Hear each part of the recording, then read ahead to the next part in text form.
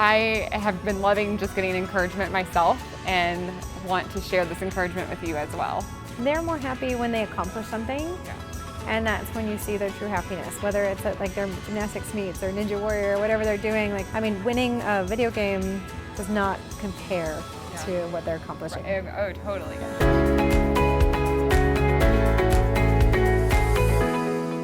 I have been loving asking moms different things of what is something that you have had to overcome in motherhood, something that you didn't expect, something that you did expect maybe, and that was maybe a little tricky. I have been loving just getting encouragement myself and want to share this encouragement with you as well. Oh wow, there could be a lot of different things for that. Off the top of my head would probably be balancing things. My kids are very athletic and very involved, and with YouTube and school and activities, it's a lot. And so we want to make sure to maintain a healthy balance of playtime and work time and development time, because I think it's important for kids to be busy and stay on task. I think that's huge. Why is that important? Why should they stay busy?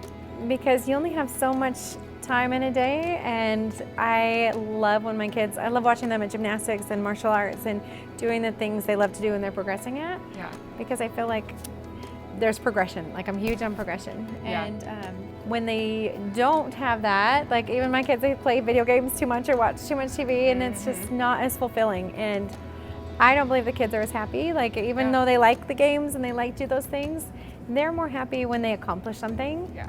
And that's when you see their true happiness, whether it's at like their gymnastics meets or Ninja Warrior or whatever they're doing. Like, when they have that success and that accomplishment, then it's just, I mean, winning a video game does not compare to what they're accomplishing. Oh, totally. Yeah. Have you had any pushback with them of like they think that they would rather play the video game, but then they're really happy afterwards that you pushed them and had them choose something better? It's a good question.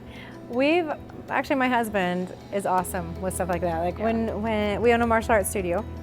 So I learned that a long time ago, because I remember it was Bright and he was just a little kid.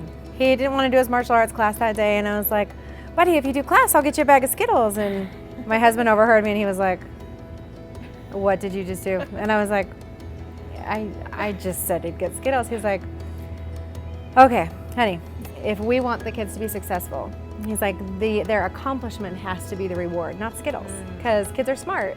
And he would try to skip past the class and gets to the Skittles. So if the Skittles is the reward, then the class is what they have to skip by. And he's like, that will never create success. So I was like, interesting. So from then we've always just kind of trained that, and the kids have actually been really respectful. Like, we never fight them. Oh, and that's another thing.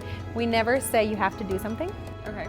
Because you hear the word have to. Like, if a kid's told they have to play with their favorite doll, they're gonna not want to. Right. But you know, if we're like, yep, you get to do this, and then let us know what else you'd like to do. They've really never given pushback with that, which has been really awesome. So I'm like, okay, you get to do your gymnastics and martial arts, and then let us know what else you'd like to do for fun to make sure to get that in. So we really haven't had that. Was that a language that you had from the start, or was that something that y'all had to kind of shift into? My husband's been like that forever, because he's taught the martial arts forever. Good husbands are so nice. I will admit that I would not have known that on my own. Yeah. Because there was a few things that I would have done that would not have led to the success that they've had now. But he had taught for so many years and worked with so many kids. He understood the behavior and had those talks with parents, like, you know, like if a kid would be like, I don't feel like going martial arts today, he'd be like, okay, well, that's normal. You know, let's do class and then let me know how you feel after. And every time they're like, oh, I feel so much better. And it's like, yeah, sometimes we do things we don't feel like doing to further us in our goals, and that's okay. That's awesome. And then back to the balancing. How did you figure out? Have you figured out, and how did you figure out a good rhythm for your balance? We're getting there. We do a homeschool now, which I love. It took a couple years to figure out one that was perfect. So we spend a good amount of time with that, and they're really excelling in their education, which is awesome. They're so physically active, like literally like 32 hours a week of between gymnastics 24 hours a week and martial arts 4 to 5 hours a week, and ninja for about 4 hours a week. Like, it's a pretty heavy load. I was like, okay, we cut back to 3 days a week of gymnastics instead of the 5, which, you know, sorry kids, you're not going to the Olympics anymore. But realistically, I feel like they still progress. well. They may not be the fastest at progressing, but we were able to add in piano and guitar and friend time. And so Tuesday, Thursday, they know we film, and then they can play time. We can schedule things, and it's just given a little more freedom. And I feel like they appreciate that time. So when they are at their activities, they work extra hard to make sure that they, you know, keep up without having to be there every day. So that's awesome. That's really cool. So does it help to have like a specific schedule? Absolutely. Like that way they're not guessing like, what are we gonna do today? I feel like I can be really bad at that of like, we'll like spring something on the kids and then get frustrated like, you weren't ready for that? Like, and so giving them a heads up and know the schedule.